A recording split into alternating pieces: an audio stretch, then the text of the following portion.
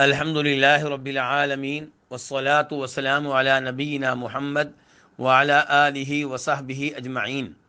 ایک بھائی اپنے سوال میں لکھتے ہیں کہ ہم بچپن سے یہ سنتے آئے ہیں کہ رزق اور مال عورت کے نصیب اور اس کی قسمت کی وجہ سے ملتا ہے، یعنی کہ مرد کو وہی مال ملے گا، وہی رزق ملے گا جو اس کی بیوی کی قسمت اور اس کے نصیب میں ہوگا، اور جو اولاد ملتی ہے وہ مرد کے نصیب اور اس کی قسمت کی وجہ سے ملتی ہے۔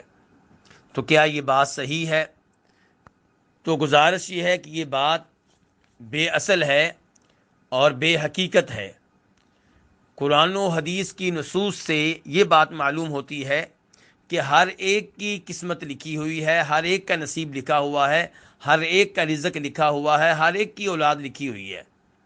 یہ کہنا کہ مرد کو وہ رزق ملتا ہے جو اس کی بیوی اور اس کے نصیب میں ہو، یہ بات درست نہیں ہے۔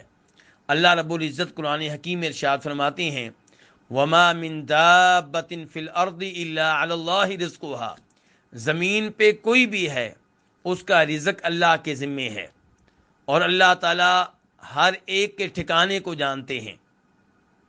اور وہ حدیث جسے امام بخاری جناب عبداللہ ابن مسعود سے روایت کرتے ہیں اور اس کا نمبر ہے 3208، اس سے پتہ چلتا ہے کہ بچہ ماں کے پیٹ میں ہوتا ہے اور ابھی 4 مہینے کا ہوتا ہے تو اس کے بارے میں 4 چیزیں لکھ دی جاتی ہیں۔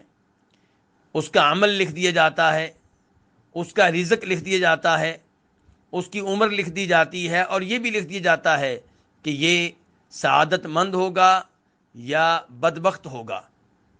تو یہاں پہ یہ نہیں کہا گیا کہ مرد لڑکا ہوگا تو لکھا جائے گا کہ اس کی کتنی اولاد ہوگی، اور لڑکی ہوگی تو لکھا جائے گا اس کا کتنا رزق ہوگا، بلکہ ہر بچے کے بارے میں کہا جا رہا ہے کہ ہر بچے کے اعمال بھی لکھے جاتے ہیں، اس کا رزق بھی لکھا جاتا ہے، اس کی عمر بھی لکھی جاتی ہے۔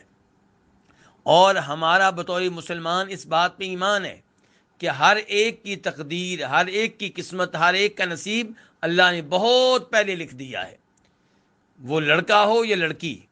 اس لیے ہر ایک کو اپنی اپنی تقدیر کے مطابق رزق ملتا ہے، ہر ایک کو اپنی اپنی تقدیر، قسمت اور نصیب کے مطابق اولاد ملتی ہے۔ اور یہ بات جس کا تذکرہ سوال میں کیا گیا ہے یہ درست نہیں ہے۔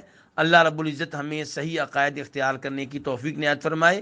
وصلی اللہ تعالی علی نبینا محمد وعلی آلہ وصحبہ اجمعین۔